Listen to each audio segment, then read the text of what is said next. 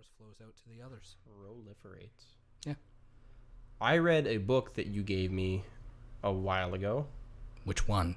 I've already forgotten the name of it, but it is the last lecture. Whatever, is that the title of the book? So you read a book I gave you a while ago, and you're bringing it up 3 weeks after you gave it back to me. Yeah, well, this is the first chance we get.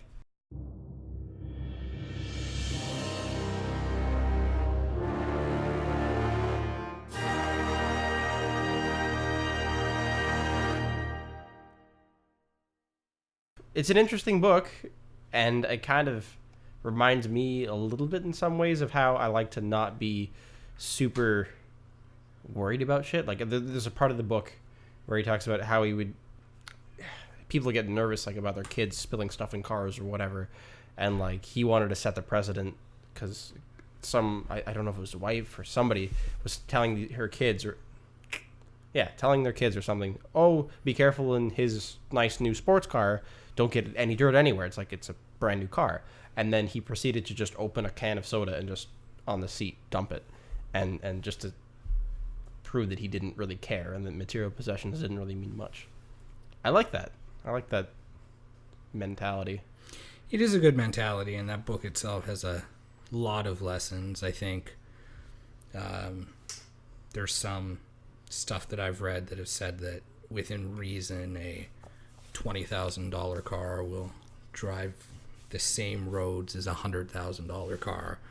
So sure. In fact, I'd say probably a $20,000 car is probably more reliable than a $100,000 car. So at least if you went to like a luxury car or something. I'm sure if you could buy lots of perfectly reliable $60,000 cars, because cars are getting pretty expensive. But, so yeah, it's true. You can't take the possessions with you, which is a horribly cliche thing to say. Sure. But it's true. It's more a bit of the disregard for material possessions that I appreciate.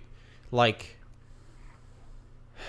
I don't know really where it stopped along the line, but I now have a set of vehicles that, like, if somebody in a parking lot just rear-ended me and I had a huge set of dents in the back, I'd probably just tell them it's fine. Go away. I don't care. I'm not going to chase anybody around for damages or something like that. And I will happily drive around with a dented car for the rest of that car's life. Well, I think you and I both have You have quite a collection of dents. Yes. Uh-huh. My thing is, for something like that, is an older car. I bought it used. So the dents are bound to happen, especially based on the kilometers that I drove when I was doing baby photos. Mm-hmm. However, I will pursue the person if the damage to the car is actually something that hinders the safety of the car. Of course. And that makes sense. That's a needed repair at that point. But I'm talking about, pushed in plastic around a bumper, not damaging the bumper. You've seen the front of my car. I don't. No. And nothing about that hinders safety. No. Doesn't look amazing. No, it doesn't. And depending on where I'm going, sometimes I drive or park further away. But it's the lack of vanity required to have that position. Like, I've heard a lot of people say, oh, like, I will say certain things like this, and they'll be like, it'll be different when you buy a brand new car that costs X amount of money. I like to prove them wrong. I don't know. If I could afford a sports car, I don't care. I'm probably just going to treat it like any old object in my life. Well, I mean, it depends. If you spend money on something that is new or new-ish and not a 2010 Fusion or it's new to me or whatever, there can be a certain amount of pride or kind of clout that comes with it, but that's purely up to the person.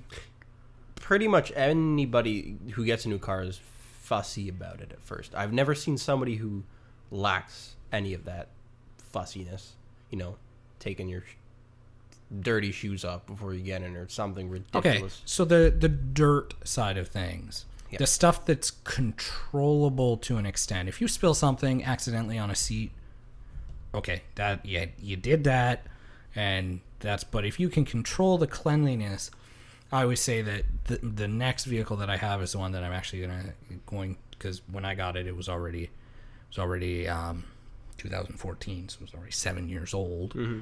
And so some of the seat or interior issues weren't even my fault. Yeah. So if I get a car that's new, maybe I will lay down something before I put whatever in the vehicle. It also depends on the type of vehicle because, the Fusions may have a lot of passenger space, but you put one photo booth in there and it's pretty full. Yes, that's true. So if I get something that has a little bit more trunk space, then I don't have to worry about the interior. Not trunk space, but like cabin. Yeah, room to store things. So, I don't know. If you can clean it, I don't know. That's why I don't worry about the dirt, because it is not good to get into the practice of just not cleaning your car for months and months and months because you just think that you can keep it to this clean standard. It's going to get dirty either way. So you're going to be cleaning it either way. So you can remove the dirt easily. You vacuum, you use some kind of steam cleaning product. Mm-hmm. I have a little Bissell thing that works really well for cleaning out the cars and stuff like that.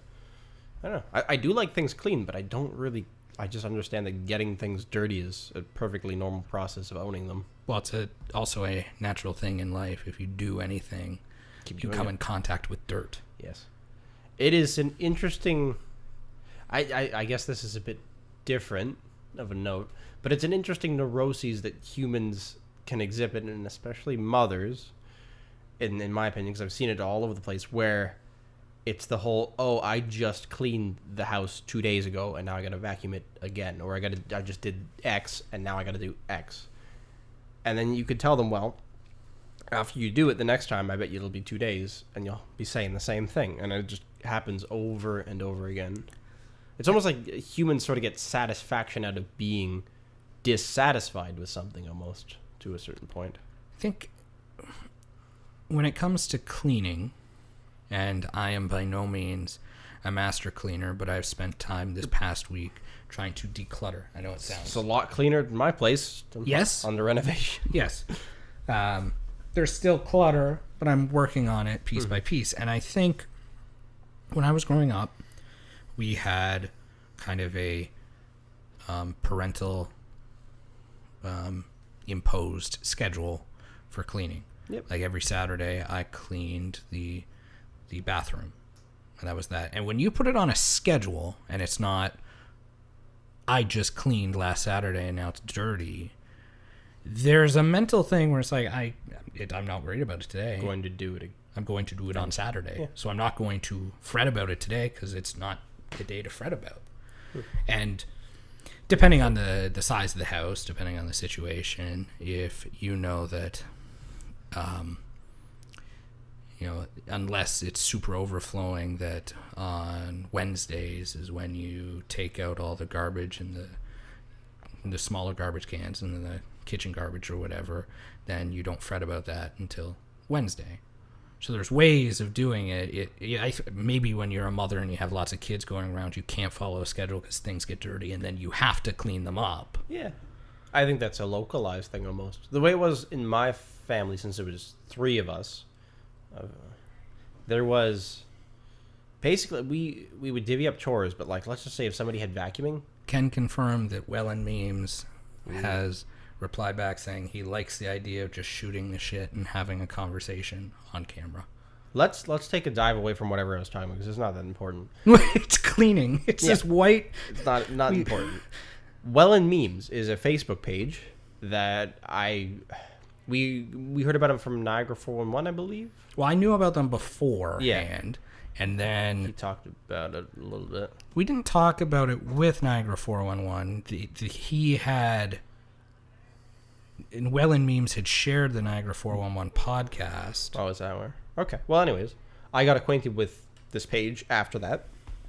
And I really like the page as a person who lives in Welland and likes to shit on Welland because it's not the greatest of places. But yeah, there's a Facebook page, and this guy kind of just shit posts. It's a lot of memes, as it entails, but it's also observations. He posts. Melissa's house has been on, pictures of her house. Because there's a guy on an e-bike that wouldn't buy it or something. What's his name? Mike, the e-bike guy. No, the house has been because during the summer, her grandfather will put his e-bikes out on the front lawn. Mm-hmm. So I knew it had something to do with e-bikes. Well, of course it did. Yeah. But you're talking about e-bike sales, you're feeling a need for a city. It's not an amazing but it's a thing. vastly disrespected product It is. / user base. But do you want to know something? My dad sells them, and when I sit down and I think about it, who drives e-bikes around Tilsonburg, though? Well, there's a lot of people that, may or may not have had DUIs. No, I don't necessarily mean the type of people. I just mean, like, I've never seen somebody, and everything's so far apart unless you're in the downtown core. Fair enough. In fact, if you go to the town center core in front of the mall, there's a lot of e-bikes. Yeah. As soon as you venture on any of those side roads, I feel like people just run you off the road. It's not that kind of environment. No, but my dad sells to young people. Yeah. It's a different mentality, too. You get a job. You can't afford a car. You need a way to get there. Some people spend the $1,500 on an e-bike, and it can be an economic way of doing things. No, I don't deny that. I like e-bikes. I like the concept of e-bikes. There's two factors that make them issues.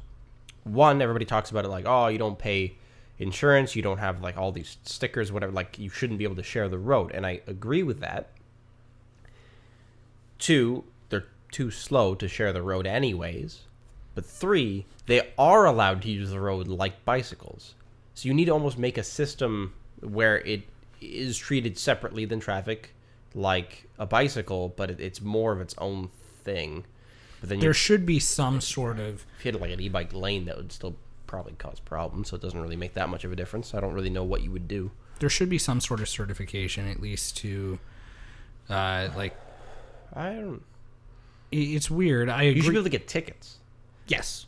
I don't really care about certification, because how many brain cells do you need to know to maybe use turn indicators, stop Apparently at a lot. Stop sign? Yeah, but just give people tickets. And like enforce it. That's true. That's like, fair. With no leniency for at least a couple of years until people get on the page that you have to use these things in an according manner. And I know lots of cyclists don't use hand signals and things like that. It's always jarring when you see them. Yeah, but again, cyclists are definitely at risk for as a safety hazard, but it's mostly to themselves most often. I don't even really know how many cycling incidents there are in this region. But it can't be a whole ton. I very in Toronto or rarely somewhere. hear them. In Toronto, it's unbelievable. Yes. Where you have a lot of people, a lot of congestion, a lot of cyclists. And they have more ways to mitigate bicycle travel than like anywhere else. There's systems in place, and it still isn't working that well.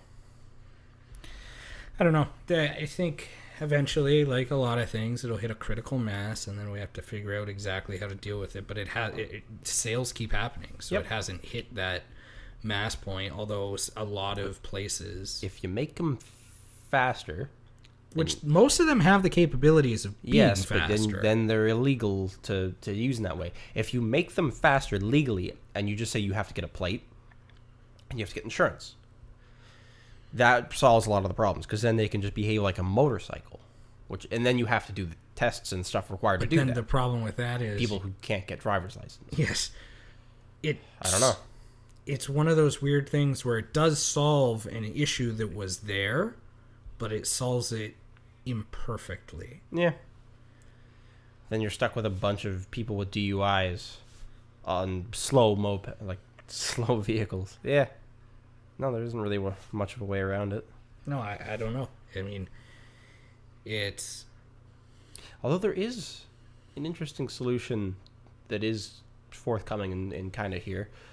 Self-driving cars. Those work... If you could own one of those, and you're a person with a DUI or whatever, and then you can't drive anymore, that I think people that have that circumstance should be able to own those types of vehicles.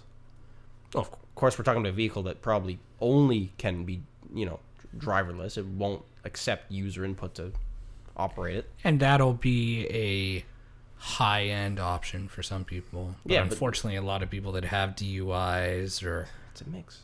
I remember quite clearly working at a factory job, and lots of people drove e-bikes because they had impaired driving charges. They probably made enough money to finance, I don't know, a $40,000 car, probably. They probably had one before they got their license suspended and all that matter. But they're not making... I thought the shift in self-driving cars was going away from fully Not really. autonomous. You have to still be in the driver's seat. Yeah, for every option so far, there isn't a commercial vehicle you can buy that is fully driverless. But they exist in testing phases everywhere. And hopefully they're more thought out than driverless. I mean, there's lots of cars that have radar-guided cruise control, lane assist, like all these things that you would call, oh, that car drives itself. But it's not really like that. People do have to take over the wheel, whereas Google's done testing with their own little driverless car. It seems to be pretty productive. I think they've talked about how there was an accident, but it was caused by somebody else, and that's about it. And they've driven across America so many times. It's definitely going to exist. I think you can buy.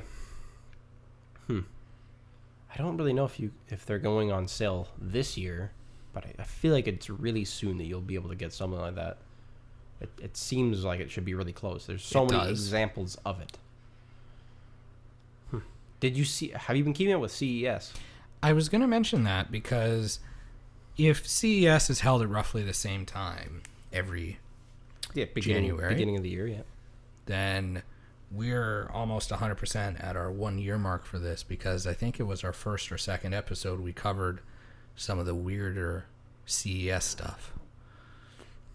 And since CES is done, we had like a script. We did. Almost. I had a list of sheets, and it was very, very scripted, more and organized. We were awkward. Yeah, it was a very different time. It was.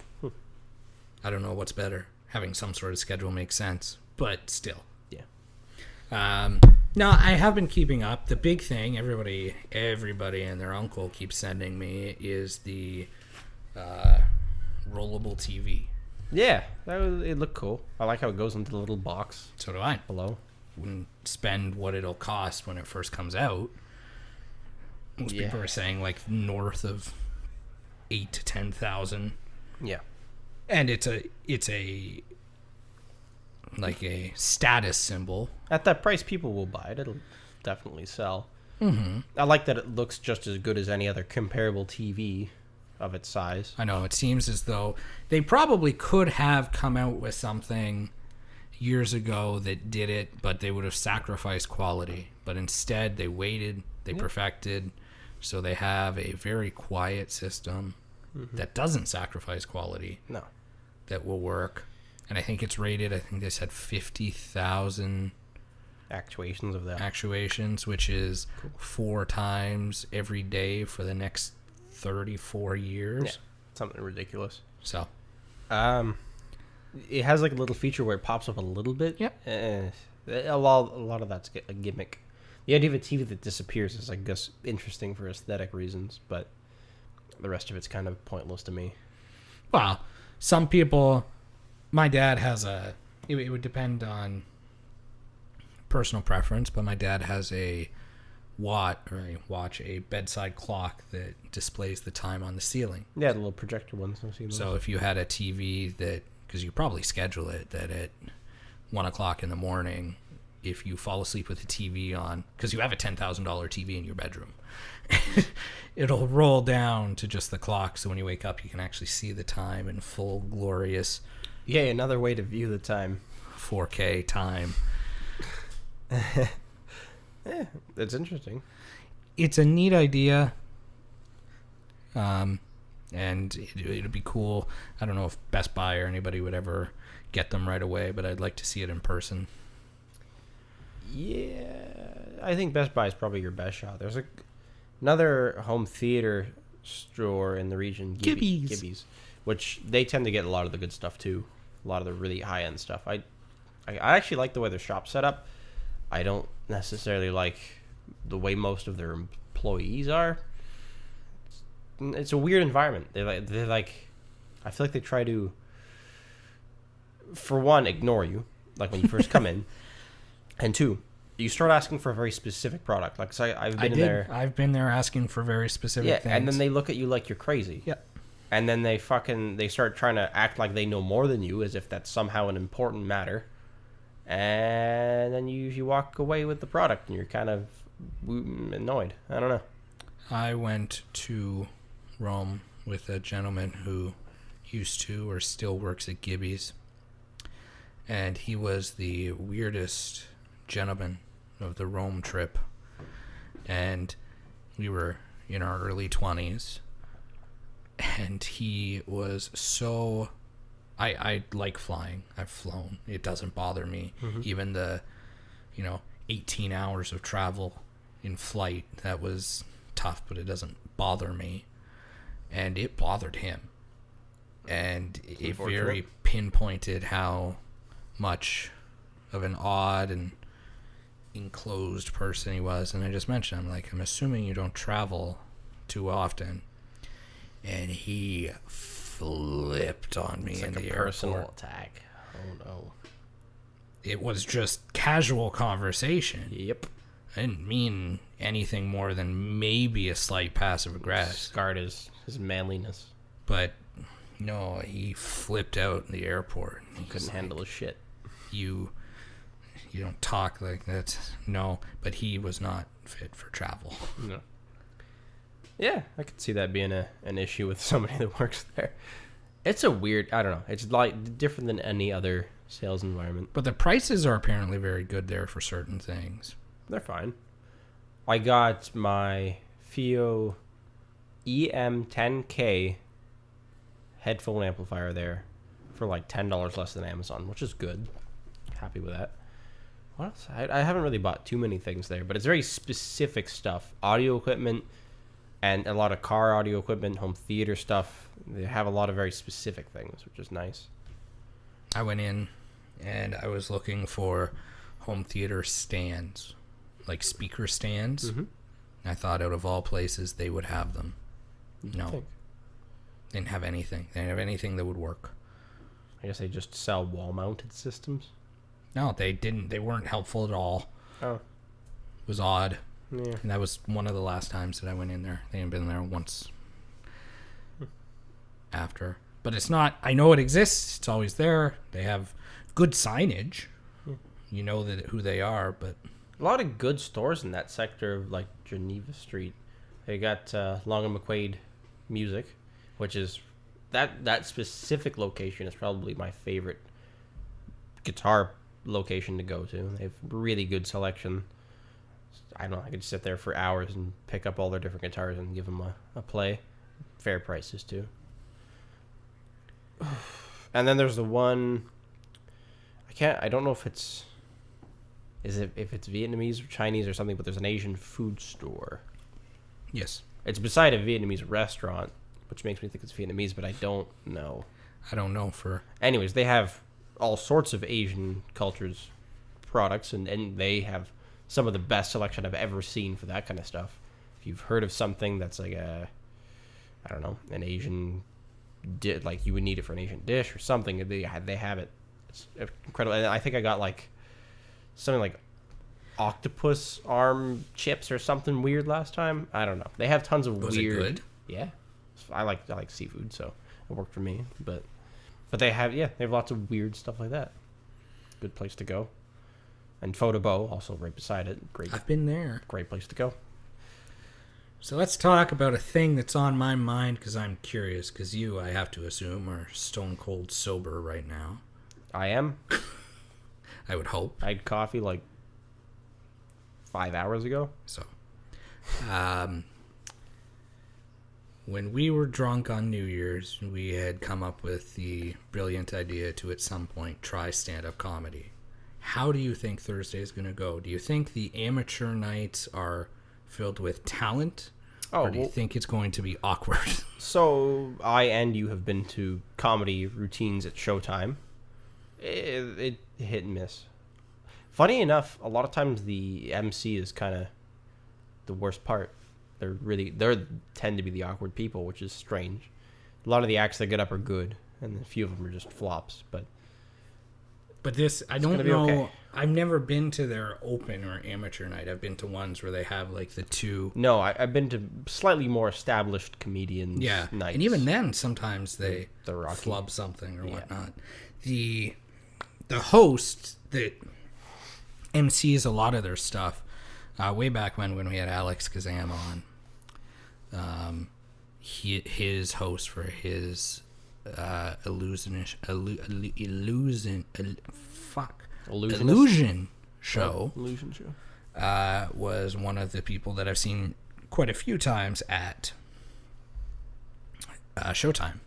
And Alex actually put me on my place by saying that it's actually a good thing that this guy never has new material, which I disagree with wholeheartedly, because the jokes that I went to go see Alex's show, and the jokes that he did there were the same as I saw him the second time at Showtime, as well as the first time, just with slightly different endings and pandering to a Niagara Falls crowd. So they make fun of somewhere else, whereas in St. Catharines they make fun of Port Colborne. They might have made fun of Welland in Niagara Falls. It's like different things like that, but still the same routine. I hate that. Absolutely hate that. I'm going to be so disappointed if on Wednesday, if Bert's thing is just his latest special. I know he doesn't do it like that. The whole group, like Ari, Bert, and Joe, they all agree that once a special hits, that's when you just scrap everything that you've done. And Which is fair, because, I mean, most comedians would be building up a bit and seeing how things are received and all that the whole time they're doing these smaller shows, and then they'd probably pick the best of that for the special and then so move on. Hopefully with it being a new tour, his first ever stadium tour or concert tour. First ever? Yeah, he's never done big Really? venues. That's cool. Yeah. There's a chance he's going to do the Machine. I think he always says he has to. And I don't really. It's going to be a big, stadium like you said, so he probably will. I don't really actually care. I'd like to see other stuff. I like the other stuff. Although if he adds something more to the story, which I've seen a couple versions of it that are slightly different and they're kind of exciting again. It's funny to see multiple versions of the same joke be told over and over. I like, if you go online, you can actually watch the routine develop, because on one of the early like webcam Joe Rogan podcasts, he tells the story, but it's a story. Yeah. It's not a joke. It's a story. I'd be interested in watching that. And Joe apparently off camera was like, That's a joke. That's a joke. Like, you take that, it's funny. Yeah. And to go from there to there, like, it's interesting to watch something like that develop from just a story to actual, like, gold. I remember finding him on Facebook. That's where he says that most people know him from, because the Machine story, I assume in 2017, just took off on Facebook. Like, hundreds of millions of people watched it, and that's luck. Like, he's talented, he's funny, but lightning in a bottle, and now you have to perform. So I think it'll be a good show. I think it will be too, and I'm equally looking forward to Thursday to see how. I'm not equally looking forward to it, but I'm definitely looking forward to it. Well, I'm looking forward to it for different reasons. I want to see what the amateur, anybody can sign up to be on stage Comedy of Niagara is like. Maybe we won't feel so bad, and maybe we'll want to do it too, because we think we can do a better job. Although I don't really have any talent in writing jokes. So how would you do it? When you were drunk, you said you wanted to. Yeah, no, it's an interesting thing to push myself towards. You could try to do it. There's a lot of stuff that me and my friends at work and other friends find really funny that perhaps doesn't work as well with other people. Like, sometimes I tell Tila about these stories, and she just like looks at me like, "What the fuck are you laughing about?" To be fair, Tila tells us stories sometimes. Yeah. And we're both like, "What the?" A lot of times she relies a lot on Dragons. Yeah, and she relies a lot on puns. And if it's Dungeons and Dragons, I've tuned out within the first 2 seconds anyway, so it's wherever that's gonna go. Like, maybe I could turn this into a joke. Perhaps. Okay. There's really stupid stuff. Like, for instance, the restaurant that Welland Memes was quoted on the sign out front is a restaurant called Cheers. And he said something about the food and whatever. This restaurant put it up on the sign. Thought it was funny. But then a friend and I, since we go to work every morning, drive, past this restaurant, saw the sign, saw the name of the restaurant, Cheers. I don't remember who said it, but we were talking about like gimmicks that they could have as a restaurant that's called Cheers. And you could say, when we cater to like lonely people or whatever, because people come in to drink at a bar, and we will pre-cheers every beer we give you. You don't got to worry about cheersing it with somebody. It's pre-cheers. And this is weird. People be like, what? And like, yeah, it's kind of funny. That is funny. You get like a commercial just with two hands, ramming a set of beer steins. At the Cheers Bar in Welland, you never have to worry about being alone. All of our beers come pre-cheered. Exactly. That's funny. A lot of this... There's something there.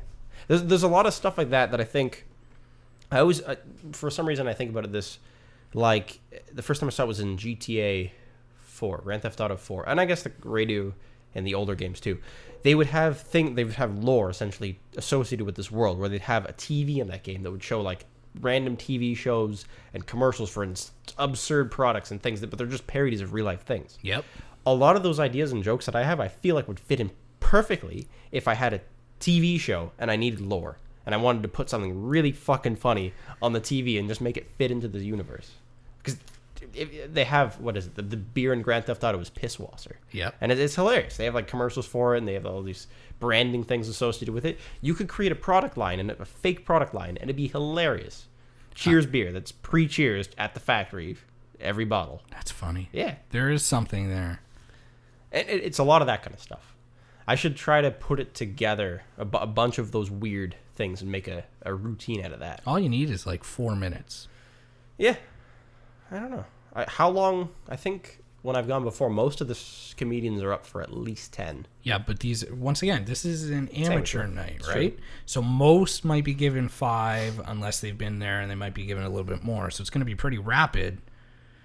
Do you think of yourself as a person that would be you would use a lot of transitions in your comedy? Like things would flow in a sensible way, or would it just be abrupt, joke over, next one? When I've been thinking about this because I had a dream where I've had 2 separate dreams where we both did very well and we both fucking sucked. So probably gonna suck. I mean, I don't expect the first time to be any good. We made it far enough to the fact that we both ended up on stage, but our reception was lukewarm. I feel like amateur night, people going typically don't expect the best, so No. maybe that's a good thing. My idea would be is I would have a list of my already proven to make within reason, sometimes strangers laugh. You got a lot of good stories. Yeah. And then I would try to find a way to, like you said, segue from one to the other. Mm-hmm. And then if I have to write them down, I don't think I could do that. No. I think I would have to get Justin and Teal or somebody new to sit down as I tell them the story and then record it, because that's the only way. But I know where the humor in the where the beats are, like it's the first time I've ever told any of these stories on here, but this is good. We had Kevin on the podcast. We did. Yes. Okay. And he and I used to do a radio show, and this is just a wonderful anecdote if anybody who knows Kevin is listening to this. And he was always pining for this woman. I won't give her name away, but describe pining. In love, but Asperger's style. Oh, okay. Is this an actual word that means that? Pardon? Is no, pining would not be. I was being polite. Be amazing. That would be fantastic. He was Pining.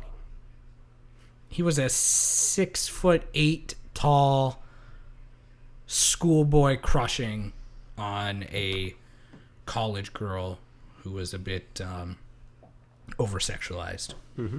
I don't know if I can say that. If anybody's watching this, you know what I'm talking about. Anyways, and she had a boyfriend, and he wasn't a fan of the boyfriend. And we were walking to the theater one night, and he's like, I figured out why I like so-and-so. I'm like, why do you like so-and-so, Kevin? He's like, well, it's because she reminds me of my mother. Oh, I've heard that from and you. I'm like, It's weird, but I'll give you a pass on that one because that's biological. It's probably that is a really Asperger's thing to say. It's amazing because it's a deduction of exactly all the things that people would hide about their feelings, and they would probably hide it to themselves. They wouldn't even understand that the person they're romantically interested in reminds them of their mother, and that's why they like them. Yep. But he, in his brain, was able to deduce That's why. Step A, B, straight line, easy. Then we walk past the boyfriend's house. He's like, and her boyfriend also reminds me of my father. Oh. Why is that, Kevin? Because he fucking hates me. That's so good. And that's a story that you don't expect, but that's A, 100% true. Yes. B, just a fun little trip into somebody's psyche, and then it flows, because I've also got relationship advice from Kevin as well. None of which was particularly good. But it'd probably be really boiled down to the most basic elements. Jesse, love is like a fire. If you tend to it and, keep it contained, it'll burn, it'll keep you warm. It's all nice. But if you just let it run loose, it'll fucking kill you. It sounds like something came out of a TV show, pretty much. Right? Yeah. So stuff like that, I think, flows naturally. I don't know what style of comedy it would be, but it's just stories. I think that's, if I were to do it, it would just be pure storytelling. You can link a lot of people together. If it's just stories about people, then you say, you finish telling one story, and it's like, but that's a lot like this other friend that, Yeah. so and so. It's not so bad because it's a similar group of comedy, I suppose. Of course. Observational comedy is a little bit like that too. It's weird because it's observational, but I'm also not just observing. I'm in certain... No, it's about people. It's about social interactions. Observations are more broader than that, probably more like, if you want to talk about people, the psychology of like masses of people, or just like the way that we've created the world around us, and stuff like that. And you could have political observational comedy and all that. Those tend to, I do think they link a little bit better to each other. I can't remember. There's a couple comedians that are just, every joke is just so far away from everything else, and there's no transitions between anything. But if they're any good at it, it works. It's true. Segues are sometimes hard to do. I'm trying to think of a specific comedian's name. Maybe you know him.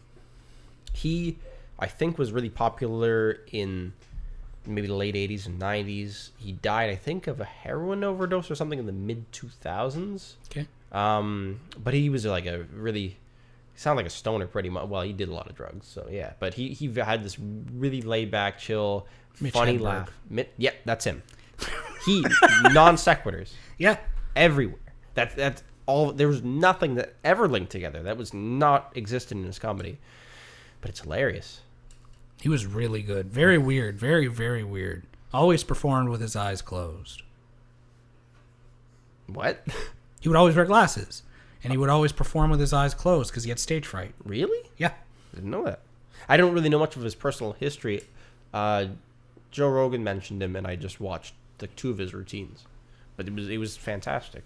Oh, he is. But as long as... I know Mitch Hedberg, but as long as that's true, and I'm 95% sure it was, he implemented sunglasses into his routine, and he always performed with his eyes shut. That's funny. That in and of itself is a joke. Well, it's also kind of quirky, right? Yeah. So that's neat. I don't know if I'd be able to perform No. with my eyes shut. I don't really... You wouldn't be able to work a crowd very well. You can't read people, or you can't pick people out. Although that wasn't his style. He didn't really pick people out in the audience and throw a ad-lib joke. No, I don't really get stage fright that much. It's been See, that's where I get weird, because the only time I've ever really been on stage, I didn't get stage fright, but that Grease show was so overproduced, and by the time my character shows up, people have fucked up 10 times, so I can just do what I need to do. I got nervous at Shane and Heather's wedding. That's because I didn't fucking have anything to say. No. And I normally for something like that, I would write a speech and I would add jokes, but it was really hard to write a speech. If I wrote Justin's wedding speech, done. Killer. It'd be funny. If I wrote your speech, Tila's speech, anybody, that'd be fine. That was really hard to do. So I winged it and it wasn't good. So in that situation, having something written and prepared, definitely. Probably better. So I was nervous then. In front of a crowd that I don't know, I'd have to have one drink beforehand, and I'd have to Probably helps. start with a story that I know can get a laugh, because once there's one laugh, I'm more comfortable. You're building a rapport with the audience in that way. For me, it's a lot of just getting used to presenting material. And of course, I always thought I was good at it, and then you would step up to the next level of some big thing until I got to my thesis project, and then that was sweating bullets. But then by the end of that, even because you have to like show what your work is and stuff before you get to the final presentation, and you sort of get in the routine and you know how it goes, it's more relaxing. And by the end of it, yeah, I was perfectly fine. And that's like the most pressure I've ever felt. I don't think I'd feel that much pressure to present jokes I've made, because the worst thing that happens is nobody likes me, and that's fine. That's true. There's no repercussion to that at all. No, not really. Especially since if you try it, you're either not good at it, there's potential, or you end up being good at it. Yep. You don't fail a class, you don't get fired or anything. So I think it's an interesting thing to try, and it's one that we should definitely try. What are the odds, you think, of making it big as a comedian? Not good. I can't. Good, the only thing that makes it better, and they mention it all the time, is the fact that it's everywhere now. Yeah. There's so many goddamn stand-up specials on Netflix of people that I don't know, and then they're just bringing old stuff back. All of a sudden, all of Tim Allen's old stand-up specials are on Netflix. I'm like, It's cool. Cool. Doesn't age well. No, I don't really like much of his old stuff. I don't mind it. It's just really... I like him more on TV. Well, yes. But like, I'm more interested to know, because I know a lot of people don't succeed at it, but I just watched the McDonald's documentary on Netflix. Great thing. You watched the McDonald's biopic. Same shit. Whatever. It basically is a documentary presented in a very narrative style that I don't know if everything's true, but it's fine. The one thing I got from that, it was talking about persistence is like the underlying theme of the thing, and they even use that word. How many persistent comedians make it to some notable level of success? Like, let's just say, Okay. you're doing this every week for 5 years. So I'm going to assume right off the bat that there is a high percentage, could even be half, that think they're funny, they get up on stage, nobody laughs, and they never try it again. Yeah, sure it happens. Right? Yep. And I would say that half is probably a fair number. Because that's, even if there's no repercussions, that's awkward. You're not feeling so hot. You thought you were funny, and now you're not. Of the people that still continue, depends on what you define as successful. Like, Well, the but guy... making it your career. Okay, making it your career. The guy who opens for Alex Kazam, can't remember his name, is also the guy that MCs and sometimes performs just as a regular act at Showtime and Yuck Yucks when Alex isn't there. He's making a living as a comedian. That's cool. Has he been on TV? No. Is he going to have a Netflix special anytime soon? Unlikely. But he's making a living as a comedian. How many people can make a living as a comedian? Depends on how good a living. Yes. See, a lot of people, like, what... It also depends on how you treat it, like if it's a hobby or if it's something else. Because if it's a hobby, what hobbies have you genuinely kept up with and done regularly for the past 5 years? Nonstop? Writing. Right. Most people maybe have one, I would think. Even photography has disappeared as a hobby for me, and that was something I loved and did like to just absolute... I don't even know what...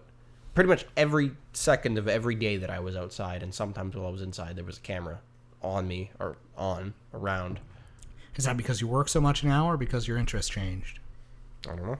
I think it has a lot to, but it lacks. It means that I lack persistence with the photography stuff because I could find a way to make it work while working at a job. I could have kept a freaking camera under my shirt while I build houses if I really wanted to. Yeah. And I'd probably get some cool shots. Something that nobody else has ever done because nobody's been persistent to keep the camera on them, right? That is true. Although I do have a cell phone camera, I suppose, that I do use sometimes, but it's mostly just to take pictures of what I'm doing to share with people I know. More or less, it's not really an artistic thing. Well, I guess it could be. There's pretty much no hobby that I've kept up with that consistently for 5 years. So if you classify comedy as a hobby, you're probably not going to make it. That depends, because eventually a hobby can be a way to make money, and then if you end up making money from it, you might spend more time doing it. If you could perhaps take a leap of faith and leave maybe a more stable career. Comedy is kind of neat because you could probably have a 9-to-5 job. Oh, yeah. You'd still be able to perform. Events. My long-term, hey, I'm going to spend 10 years writing a novel thing, that mentality could entirely change if I sell something. Be like, if I want to sell something else, I can't be 36. No, you can't take that long. And sell something else. Yeah. It has to be done now. So even hobbies, yeah, you might not do anything with it right away, but it can turn into something. But if you are just a comedian as a hobby, then I don't know. Even the people who do it as hobbies become very well connected, I'd imagine, in the span of like just a year. You get to know all of the other comics in the area. You get to know the people who run these venues. You get to know lots of people, and you probably build up sort of a community around you. I wonder if it's a bunch of people that are just self-congratulate. Well, no, maybe it's an echo chamber. I'm sure it's like that, where people start telling you things are good, and you're in a circle that is probably not that good. I don't know. It's either going to be a chamber of people like, oh, good job, not bad for your first try, or it's going to be people that are ruthless, especially if you do well, right? If you had somebody who's like, this is your first time on stage and everybody laughed at your stuff, what the fuck? Yeah, I think it would be like that. If you do well, it's going to be... Especially if you do... I mean, if you go on stage expecting no laughs, then any laugh is an extra point. I think that's a weird thing, but I think any new comedian... should set the expectations low. If I can get people to mildly applaud when I leave the stage, even if they don't laugh, like even if it's half-hearted, that's a success. It's not bad. They're like, thank you, I'm Jesse Dolster. Okay, well, that's... I wonder how crowded it gets. On amateur night, probably not very. Because during the regular shows, they fill up every seat in the house, pretty much. So that's why it'll be interesting to research. Mm-hmm. We just get well connected, and then we talk to all the people and be like, hey, let's record some of your bits. We could become producers of comedy. That's interesting. And the cost to film a comedy act is really low. We have it already. Yeah, exactly. We could do audio flawlessly. We could do lighting and video all flawlessly. Yeah. I don't know how quickly you'd be accepted by Netflix if you try to publish it as a special, but not quickly. But it's produced and created, so at least you have that part done. I guess with your best bet's just to post it to every social media outlet you can, and hope that somebody finds it funny. Bit of traction, and then you get lucky. Maybe something gets tens of thousands of views, and then maybe you can confront Netflix about it. I don't know how much traction you need to catch their attention. It is very interesting because it is very curated on Netflix. Although there is lots of content, it is still very, very selected about what gets on there. But their ideas or their morals for selecting the content is odd, because a lot of it shouldn't be there. Like some of it's really badly produced stuff. Mm-hmm. Fun fact, and this says something, Netflix is notorious for buying studios crap. Like a studio doesn't want to release something under their name, Netflix will buy it. Will Ferrell and John C. Reilly just had a movie come out called Sherlock and Watson, or Holmes and Watson. I've seen the advertisements for it. It didn't look good. No. But it was legitimately horrible. Like now that it's been released, the director's like, yeah, we tried to tell them not to release it in theaters because we just weren't happy with the end result. And we tried to sell it to Netflix, and they said no. Wow. I know. That is a unbelievably not glowing review when Netflix says no. Yeah, something with big actors. Do you want a Will Ferrell movie as a Netflix exclusive? No. It's strange. Yeah. To have, what you could say, A-list celebrity? Yeah, Will Ferrell. I'd say so. Definitely A-list comedic celebrity. He's faded. He definitely reached a peak of fame somewhere along the way. Yeah, because now most movies that he does aren't just Will Ferrell. No. I guess they never used to be. He was always a comedy duo. Like Step Brothers, him and John C. Reilly. Yeah. Talladega Nights, him and John C. Reilly. But like Elf, he's pretty much the star independent of the show. or star of the show, and he did. Chris, what else did he actually star solo in? Because he did Blades of Glory with John Heder, and then he did Daddy's Home 1 and 2, and Christ, what was the movie? He did Daddy's Home 1 and 2 and The Nice Guys or something like that. All three were with Mark Wahlberg, but I can't remember The Business Guys. Anchorman. Okay, Anchorman. That's right. a good example, right? As a starring, yeah. Star of the show. Yeah. Great. I liked Anchorman quite a bit. He's in The Office. Nothing else I really care about, I would say. That's kind of it. Old School House. Land of the Lost. Zoolander. Oh, yeah, he plays the villain in Zoolander 1 and 2. Austin Powers? What did he do in that? I don't know. Apparently he was in Austin Powers' International Man of Mystery. It's been a long time Is that the since... second one? I think so. Well, It's been a long time since I've watched them. I watched all three of them in rapid succession like 3 years ago. Something like that.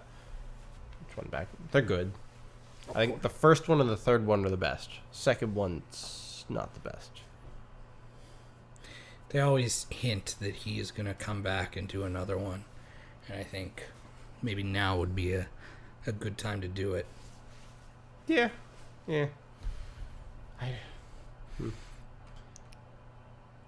If they came up with some new ideas for it, I'd imagine it's funny. The concept of it in the first one, since it didn't really have much expectations, was fantastic. But they really stuck to this narrow view of the character Austin Powers, I think, in the following two. Oh, they got stuck. They were like, this is what works. We know what works. Yeah.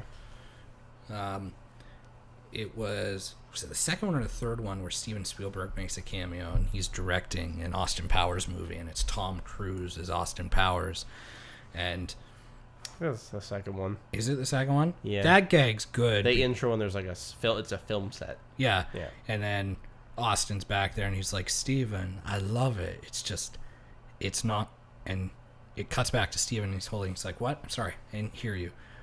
I'm cleaning my multiple Academy Awards. Mm-hmm. Like, that's nice. And it's actually Steven Spielberg. Mm-hmm. So when you can get a director who can make fun of himself completely, that's awesome. So, no, that's neat. I read an article that Aaron Sorkin, the writer, who is known for writing The West Wing, The Social Network was a big one of his. the Steve Jobs non-Ashton Kutcher movie, and a few others. He is, or has been reported saying that enough time has passed and enough news has happened that he has begun to write a sequel to The Social Network. Didn't see the first. It's a very good movie. Yeah. It's a very, very good movie. Makes Mark Zuckerberg, it's weird watching it now, given everything that happened with Facebook this year. Yeah. Paint too much of a kind picture of Mark Zuckerberg, do you think? No, he's a douche. Oh, really? In the movie. Okay. Like, it doesn't paint him in a nice way, Interesting. but it paints him kind of in the same sense of Ray Kroc in The Founder. Like, he a visionary, smart, had to screw over some people to do it, did it in a way that worked, and he came out on top. For some reason, talking about Mark Zuckerberg triggered just me thinking about news articles that I see on a daily basis. Okay. I mean, he's quite a newsworthy person. Because I've targeted my ads towards you. So, I use Google now, which is like a curated feed of things that are relevant to what I care about news-wise. Are you aware of things revolving around Trump and the U.S. government currently? Have you been keeping up with everything? Yes, although not as much as I did before. But today, as I was driving around, the news seemed to be weird. Okay. So I'm going to do some reading tonight. So here's the thing. But fill me in. I made this realization today when my boss was talking to me and asking if I was up to date on certain things, because he keeps up with all the news usually like I do. And I made the realization, I haven't seen Trump in a headline or a news article for months. They have gone. I have. Okay, but they have disappeared from my Google Now curated news list. And it's a very strange thing because there's a government shutdown right now in the States, and there's probably more controversy than ever from what the sounds of it are.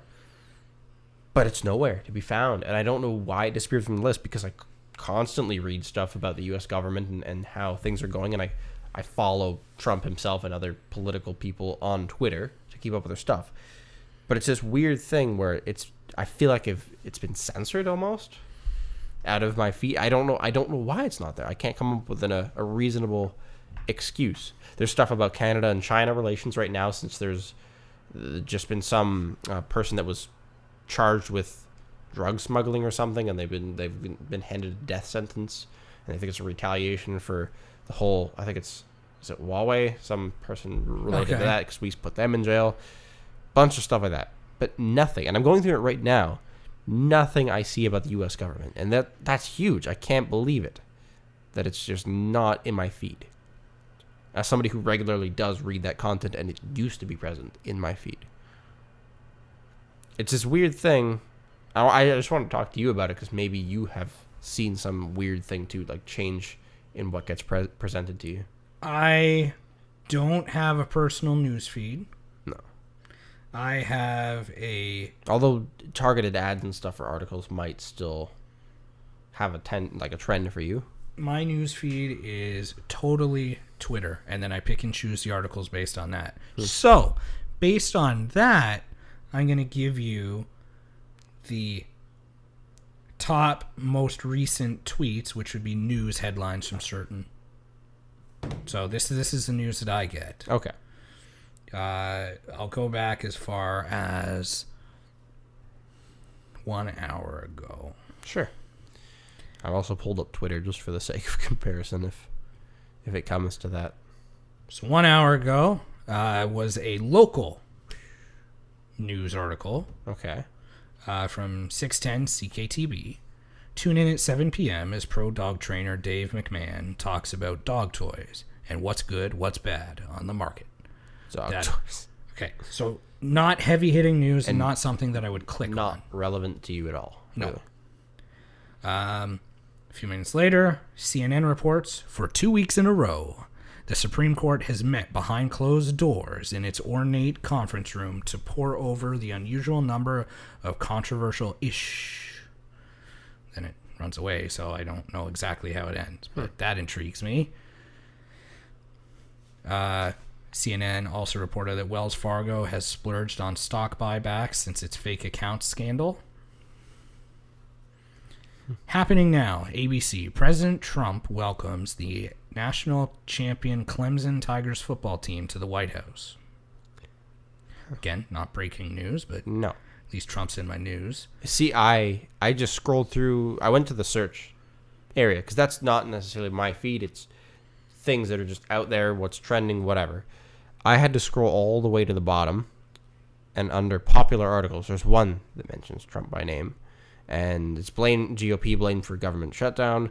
No crisis seen, but fewer oppose the wall. Some kind of poll. This is by ABC News. That's it in my entire newsfeed, and that's like after scrolling past like 100 things. Although the first thing is Canadian man sentenced to death on drug trafficking charges, which is the hot story now because I was listening to the CBC when I came home from work. I don't know. Maybe it's just a weird thing that I've maybe clicked on too few U.S. government related posts, and now they think that I'm not interested. Maybe. What are the posts you get now? Like if you go to your curated feed, what are the articles? Are they purely Canadian? Okay. Like, I was just there a second ago, but okay, I got Samsung S10 leaks. Great. China arbitrarily applies death sentence penalty. Yeah. Okay, same thing. Yep. Leaked photo of OnePlus 7. It's a phone. Good. Okay. 2024 Mustang. Okay. Zach Wild, guitarist for Ozzy Osbourne. Something about him. Something about a Canon camera. Something about a DJI Osmo. Something about an electric motor. Red Dead Redemption 2. Something. I don't even have a PlayStation or an Xbox, but it's there. Whatever. 2019 Dodge Ram. Race to partner with Ontario's cannabis retail license winners. That's news. That's the CBC article. Montreal woman asks drunk driver who hit her to join in her speaking at schools. That sounds like a local news from Montreal. That's kind of interesting. that's intriguing. I'm not going to read any more articles, but anyways, the trend that I see looking through more of these is a couple local news things, but mostly technology. For the most part. That's what Google thinks I'm interested in. And some automotive stuff. Nothing brand specific. I wonder if it is. Like, let's just say you're a hardcore GM guy. And does Google just show you ads relevant to Chevy cars and GMC SUVs and whatever else? Possible. It'd be interesting if it really specifically narrowed down that bias. Or does it just know that you're into cars or trucks or whatever? Curious. I'm sure it's fairly specific. Oh, I should ask friends that are specific to certain brands what they get. Because I look up stuff for every type So of when car. you're doing your American government research on your phone, or when you're doing it, are you doing it on your phone or are you doing it on your computer? My phone. I pretty much read all news on my phone. I don't do that. If I do it on my computer, it's video format. Because I usually put it in the background or whatever if I'm doing something else. So, and again, Google Chrome is Yeah, you said that. linked. So on your phone, on your computer, browser history and cookies are the same thing. Yeah, I don't know. I can't say for sure if that's a fake news type move, but I haven't noticed it, but I don't have a curated feed. I just get a bunch. We know that platforms like Twitter and Facebook have already sort of censored certain things out of people's view. Yeah. And a lot of people on the conservative side of things say that conservatives are commonly censored. I don't know. And Trump is a conservative Republican, so sure. Not really that relevant to the political things in Canada. Like, I don't think somebody who aligns with a conservative government in Canada would necessarily vote for Trump, but if they were a U.S. citizen. I don't know. I can't say for sure. I'm assuming it could be a mix of both. Maybe you were looking up CES a bit too much, and now you have tech stuff and car stuff. The interesting thing about the list, and it is a problem, it's a bit of an echo chamber, is I don't really have to look for news. It's just there all the time. All the things that I'm actually interested in, it's really good at showing me them. I did an experiment, and it was a unplanned, self-imposed experiment. And I thought about how I feel afterwards. Ever since we interviewed Nick, Niagara 411, I've been paying more and more attention to his page.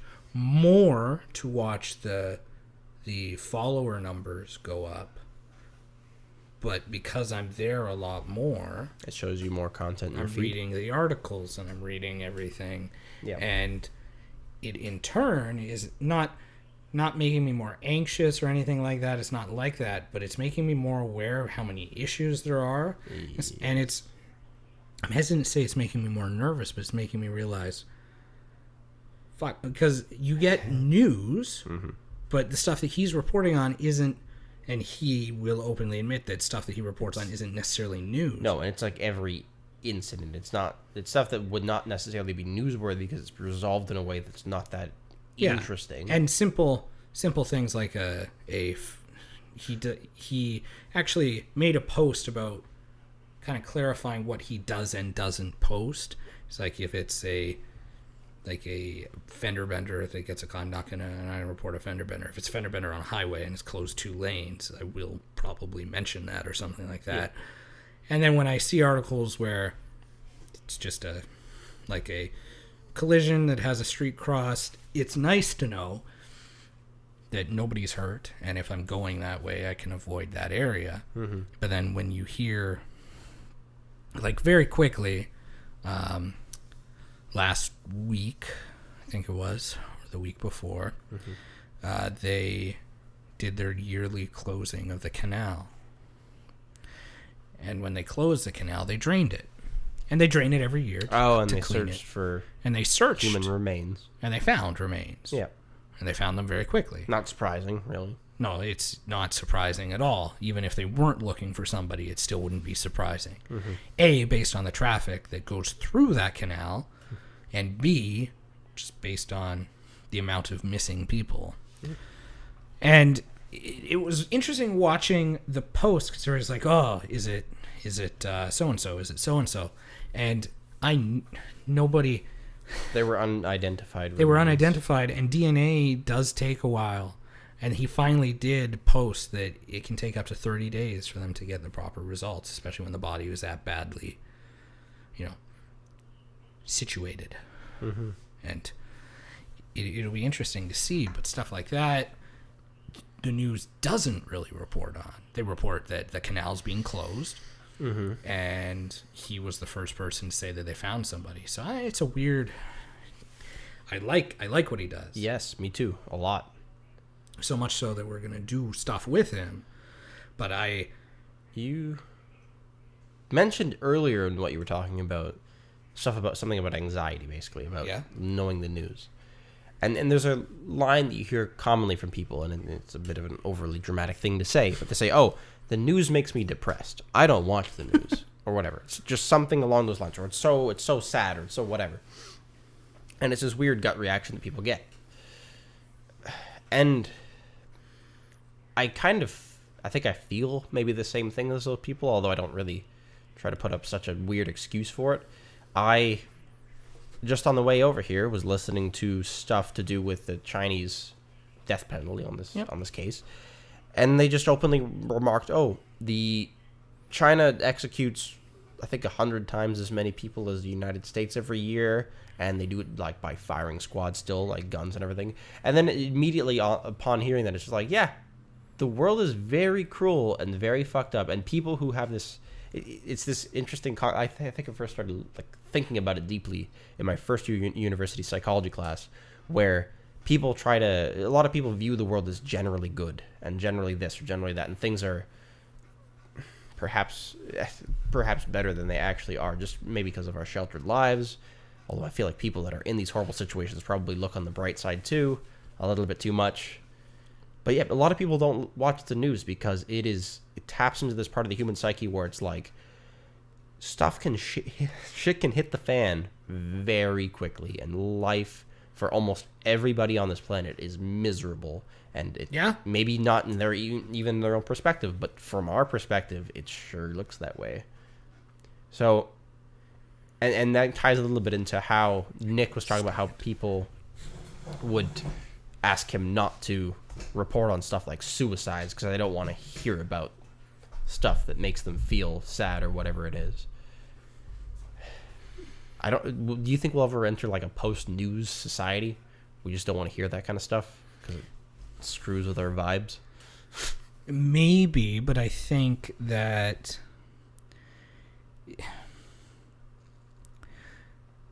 they might have got it right years ago. And I think that that is one of the issues nowadays. It's also one of the positives, and I'd be totally, destroying Nick's everything and every news organization's everything now. Years ago, if you wanted to know the news, and it didn't matter what it was, but if you wanted to know the news, you were at home at 6 p.m. because that's when the news started, right? Yep. And we're talking years and years ago. Scheduled. And then there were 24-hour news networks. Yep.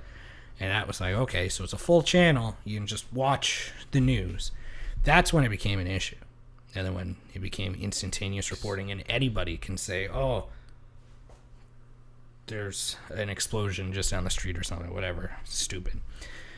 That's just the offshoot of that. I think if you can... It's hard to avoid at this point. Even if you didn't follow any of the news organizations on Facebook, it's impossible to avoid. It's amazing now that I pay attention how many people are sharing the Niagara 411 posts. So you think that maybe we'll never enter a post-news society because people just share information like that? People, no matter how bad things are, people are curious by nature. That's true. So if you... But it would take a movement of people almost that willingly ignore at least mainstream media news, which I'm sure there's lots of people already that don't pay attention to a lot of that stuff. I don't know. That's a tough one. I think we could all do with maybe a better mixture. There's a lot of good things. I mean, I'm not saying that I would be one of these people. I'm just saying a lot of people have this gut reaction that the news makes me depressed or whatever it is. The news doesn't make me depressed. It makes me more aware that there are lots of issues. Yeah. And when you see it's really bad because I made a prediction, and I hope that my prediction comes true. I told Nick that he's going to hit 30,000 subscribers by January 25th. Mm-hmm. And I did it based on the way it was growing. Yep. Unfortunately, and also heavily fortunately, nothing bad has happened in a few days. There's been no robberies, no murder, nothing local. Perhaps something really bad has happened while we've been here. And I say that because on the way over here, I got on the highway. I got on... I'll go right to his page. In Welland. And there was a weird police blockade thing set up, but like there was just cars. I don't even know where the officers were. It was on the side of the road. Not sure what they were doing. Got on the highway, saw no less than about 4 police cruisers headed in that direction towards Welland, an ambulance. Okay, well that was before you got here. I knew about just before we got here. 3 hours ago was the big thing in Welland. What was it? There was a traffic issue. Woodlawn Road between Highway 406 and Primeway Drive is partially blocked due to a collision. Reported truck rollover into a pole with injuries. Maybe I'm really blind, but I'll tell you what I saw. I saw 2 police cars. They were sort of like pull off to the side of the road, but not like pulled over, like jutting into they were perpendicular to the road. And there was pylon set up, and there was a pathway for people to drive through, right where the highway on-ramp is, pretty much. I didn't see no truck in the ditch, but there was 2 police officers there, like 2 police cars, and nothing else. Nothing else had gotten there. So that's interesting. I don't know how I couldn't have seen a truck. But yeah, stuff like that seems to be happening pretty constantly. It does, but when you see the bigger ones, his views go up, or his followers go up so high. Yeah, because people need to know. But he has stagnated in the 21,000 range for a few days now because nothing has really happened. There's been traffic accidents and whatnot. Yeah. And thank God nothing has happened. We'll be honest that there's been no murders or whatnot or more robberies. Mm-hmm. But it's a weird thing where it has stagnated because nothing is happening. Mm-hmm. Is that the same problem as mainstream news, though, where like it's about views where you don't want it to stagnate. You want to keep people in fear, and you want to keep giving them information about things that probably don't have that much relevance to their lives, but it gets you eyeballs on commercials. To an extent, probably. Now, keep in mind, Nick doesn't make any money from this, No. so doesn't really have that incentive. I mean, we're mostly more interested in his growth than probably he is. At least that's how it feels, because it's pretty cool to see something like that come up in popularity. I don't know. It's hard to pinpoint.